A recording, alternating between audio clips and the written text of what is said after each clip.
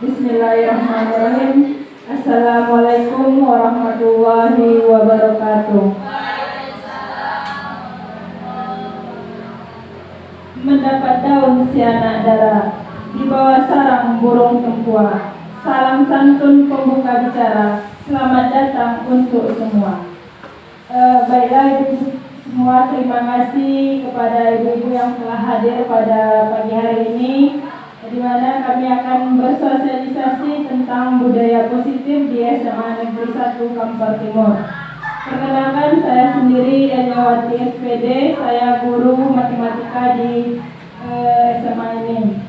Baiklah, di sini kami akan sosialisasikan tentang budaya positif. Tujuan aksi nyata materi budaya positif ini yang pertama yaitu pendidik mengetahui perubahan paradigma stimulus respon.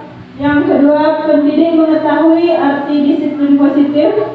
Yang ketiga, motivasi perilaku manusia, keyakinan kelas, kebutuhan dasar manusia, posisi kontrol, restitusi, dan segitiga restitusi.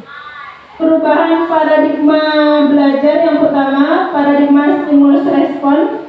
Untuk membangun budaya yang positif, sekolah perlu menyediakan lingkungan yang aman dan nyaman agar murid-murid mampu berpikir, bertindak, dan mencipta dengan merdeka, mandiri, dan bertanggung jawab. Salah satu strategi yang perlu ditinjau ulang adalah bentuk disiplin yang dijalankan selama di sekolah kita ini.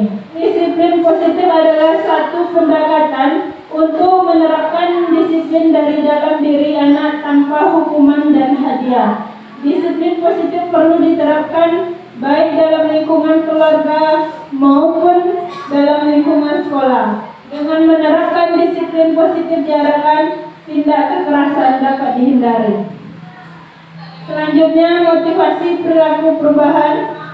Biasanya orang yang motivasi perilakunya untuk menghindari hukuman atau ketidaknyamanan akan bertanya, apa yang terjadi apabila saya tidak melakukannya? Sebenarnya mereka sedang menghindari permasalahan yang mungkin muncul dan berpengaruh pada mereka secara fisik, psikologis maupun tidak terpenuhinya kebutuhan mereka.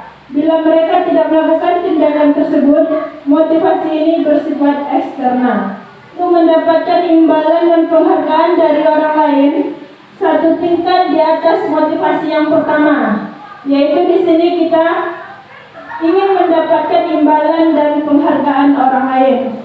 Sebagai contoh, umpamanya kita datang tepat pada waktunya, berarti kita ingin dipuji sebagai orang yang rajin untuk ke sekolah, untuk melakukan tepat pada waktu, disiplin waktu. Pujian dari orang lain yang menurut mereka paling penting dan mereka letakkan dalam dunia berkualitas merdeka. Mereka juga melakukan sesuatu untuk mendapatkan hadiah, umpamanya dikasih penghargaan atau apapun jika datang pada tepat waktu. Maka motivasi ini juga bersifat eksternal. Untuk menjadi orang yang mereka inginkan dan menghargai diri sendiri dengan nilai-nilai yang mereka percaya, maka orang dengan motivasi ini akan bertanya, akan menjadi orang yang seperti apa apabila saya tidak melakukannya. Kemudian mereka melakukan sesuatu karena nilai-nilai yang mereka yakini dan hargai, dan mereka melakukannya karena mereka ingin menjadi orang yang melakukan nilai-nilai yang mereka yakini tersebut. Ini adalah motivasi yang akan membuat seseorang melakukan disiplin positif, karena motivasi perilakunya bersifat internal bukan eksternal. Nah, selanjutnya keyakinan kelas. Biasanya ini kita terapkan di kelas, keyakinan kelas. Kemarin kami sudah melakukan keyakinan kelas di kelas 12. Jadi yang pertama, langkah-langkah untuk melakukan keyakinan kelas kemarin, yaitu yang pertama kami memberikan kertas atau sticky note kepada siswa satu persatu. Kemudian anak-anak tersebut menuliskan peraturan-peraturan apa saja yang akan mereka terapkan di dalam kelas tersebut. Setelah mereka menulis sticky note, mereka menempelkannya ke papan tulis. Setelah itu kami meminta anak-anak tersebut membacakan peraturan yang mereka tulis. Kemudian Setelah membacakan, kami merubahnya ke dalam kalimat positif. Karena dalam beberapa peraturan ada yang tidak dalam berbentuk kalimat positif. Karena kalimat positif ini yaitu yang pertama, tidak boleh ada kata tidak, yang kedua tidak boleh ada kata jangan. Jadi umpamanya anak-anak membuat peraturan yang pertama, tidak boleh ribut atau tidak boleh makan di kelas. Nah, kami mengajak anak-anak semua untuk merubahnya ke dalam kalimat positif. Kalau umpamanya tidak boleh ribut, dirubah ke dalam bentuk kalimatnya harap tenang saat belajar. Yang kedua, tidak boleh makan, kami merubahnya ke dalam kalimat positif, yaitu makan dan minum saat istirahat. Jadi dirubah kalimat tersebut ke dalam kalimat yang positif. Kita hindari kata tidak dan kata jangannya. Setelah itu, setelah membuat keyakinan kelas, kami mengajak anak-anak untuk mencari nilai-nilai kebajikan apa saja yang ada di dalam peraturan keyakinan kelas yang sudah kita buat. Umpamanya yang tadi tidak boleh makan di kelas atau dirubah ke dalam kalimat positif, makan dan minumlah di saat istirahat. Nah, nilai kebajikan yang ada di dalamnya itu yaitu nilai kesopanan, berarti ada nilai-nilai kesopanannya. Yang kedua, umpamanya tidak boleh datang terlambat, dirubah ke dalam kalimat positifnya yaitu datanglah tepat waktu. Nah, nilai-nilai kebajikan yang ada di dalamnya yaitu nilai kedisiplinan. Nah, itu dia tentang keyakinan kelas. Bisa kita terapkan di kelas kita masing-masing, baik itu wali kelas maupun guru mata pelajaran. Selanjutnya yang kelima yaitu pemenuhan 5 kebutuhan dasar manusia. Yang pertama yaitu kebutuhan untuk bertahan hidup. Pasti kita semua membutuhkan kebutuhan ini untuk bertahan hidup. Yang kedua, cinta dan kasih sayang. Siapa sih yang tidak mau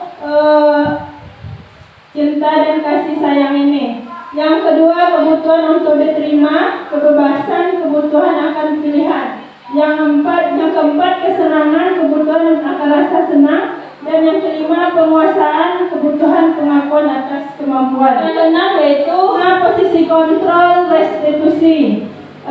Yang berarti di sini yaitu menurut Dr. William Glasser, kesimpulan 5 posisi kontrol ini yang pertama yaitu posisi sebagai penghukum. Berarti guru di sini adalah sebagai penghukum. Berarti apabila tidak dipatuhi anak-anak peraturannya maka dihukum. Biasanya itu posisi penghukum. Yang kedua, pembuat merasa bersalah.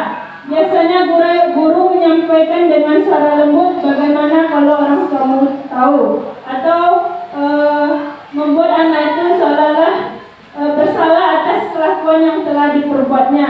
Itu yaitu posisi pembuat masalah. Yang ketiga yaitu guru sebagai teman. Umpamanya kita di dalam kelas, tolonglah ibu nak, nanti kalau tahu sama kepala sekolah, ibu yang kena marah. Nah, itu sebagai posisi teman. Maka kita bekerja sama, kalian menolong ibu, ibu menolong kalian. Nah, itu posisi sebagai teman. Yang terakhir, yang keempat, monitor, pemantau. Berarti guru ini sebagai pemantau siswanya dengan apa yang telah kamu lakukan, memberikan kepada anak memberikan pendapat kepada anak apa yang telah mereka lakukan. Yang terakhir yaitu sebagai manajer, mempersilahkan murid untuk mempertanggungjawabnya perilaku dan mencari solusinya. Nah, di sini yang paling bagus yaitu posisi manajer. Berarti setelah anak-anak melakukan kesalahan, kita memberikan anak itu kesempatan untuk mencarikan solusi dari kesalahan yang telah diperbuatnya. Nah, dan yang terakhir ini adalah segitiga restitusi. Nah, segitiga restitusi ini ada, yaitu proses menciptakan kondisi bagi murid untuk memperbaiki kesalahannya. Nah, segitiga restitusi ini ada 3 yang akan kita lakukan. Yang pertama, menstabilitaskan identitas. Yang kedua, validasi tindakan yang salah. Dan yang ketiga, menanyakan keyakinan. Ini nanti kita akan melihatnya dalam sebuah kasus atau kita akan selesaikannya dalam sebuah kasus. Terima kasih kepada calon guru penggerak yang sudah memberikan kesempatan kepada kami untuk bertanya. Di sini saya hanya ingin memberikan seperti masukan, yaitu tadi di materinya ada di situ membuat keyakinan kelas. Nah, di mana keyakinan kelas itu seharusnya memang harus kita buat di dalam kelas itu untuk pembelajaran siswa kita. Tapi di sini saya ingin memberikan masukan, yaitu apakah sebaiknya kata keyakinan kelas itu bisa kita rubah menjadi kesepakatan kelas gitu. Kenapa? Karena menurut saya keyakinan itu bahasanya lebih ke mungkin ke keyakinan ke agama misalnya gitu kan. Jadi kalau bisa kata keyakinan kelas itu kita ganti dengan kesepakatan kelas. Hanya itu yang dapat saya sampaikan. Assalamualaikum warahmatullahi wabarakatuh. Ibu Rosi yang telah memberikan pertanyaan kepada kami sebagai guru penggerak di sini. Kenapa tidak dengan kata-kata keyakinan? Kesepakatan. Kenapa harus ada kata keyakinan? Baiklah Ibu, saya akan menjawab pertanyaan Ibu. Di sini sebelum kita membuat keyakinan, maka kita buat kesepakatan dulu. Kesepakatan ini aturan untuk membantu guru dan murid bekerja sama dalam kelas. Kesepakatan yang berisi harapan guru terhadap muridnya, begitu juga harapan murid kepada gurunya. Jadi karena kita sudah sepakat apa saja peraturan yang akan kita buat di kelas, maka akan munculnya sebuah keyakinan yang akan kita, keyakinan kelas di sini bukan ke lebih ke agama ya Ibu, bukan dalam keyakinan dalam beragama. Keyakinan kelas di sini adalah metode untuk menimbulkan kembali disiplin positif yang didasari oleh motivasi dari dalam diri. Berarti dari dalam diri kita ini termotivasi kita untuk menimbulkan kembali nilai-nilai positif ataupun disiplin positif yang ada di dalam diri kita sendiri. Kemudian kita implementasikan keyakinan kelas kita bahwa ditemukannya beberapa murid yang masih diingatkan untuk melakukan tindakan kebaikan atau kedisiplinan. Baiklah, itu saja dari kami Ibu. Dipersilakan untuk ibu-ibu semua kalau ada pertanyaan dari sosialisasi atau paparan materi kami tadi, dipersilakan. Terima kasih atas waktu yang sudah diberikan. Berdasarkan dari pemaparan Ibu tadi, ini sangat menarik sekali ya, terutama untuk kami Ibu guru bimbingan dan konseling, bahwa penerapan kalimat positif ini sangat bermanfaat sekali apabila bisa kita sama-sama terapkan di sekolah kita, yang mana sebelum-sebelumnya anak-anak didik kita ikat dengan peraturan yang kita buat di sekolah ini nih, dengan bahasa yang mungkin sedikit memberikan tekanan kepada anak-anak didik kita, apalagi sekarang ini kita sudah berlakukan dengan sistem poin. Contohnya, apabila anak melakukan pelanggaran terlambat, berkelahi, cabut, merokok dan sebagainya, kita bisa berikan sanksi dalam bentuk poin. Berdasarkan dari pemaparan yang Ibu sampaikan tadi bahwa dalam kurikulum Merdeka ini penerapan hukuman atau sanksi itu sangatlah tidak benar, ya. Jadi ini bisa bukan hanya disosialisasikan kepada kami saja.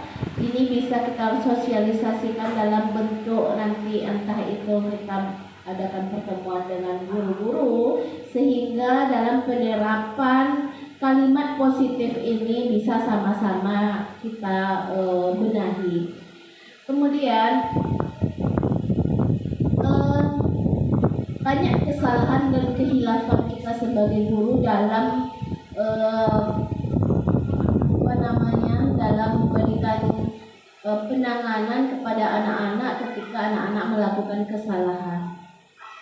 Entah itu dalam bentuk kalimat-kalimat yang mungkin menghardik, mungkin memberikan dalam bentuk anak itu tuh menjadi seperti merasa sangat bersalah mungkin ya.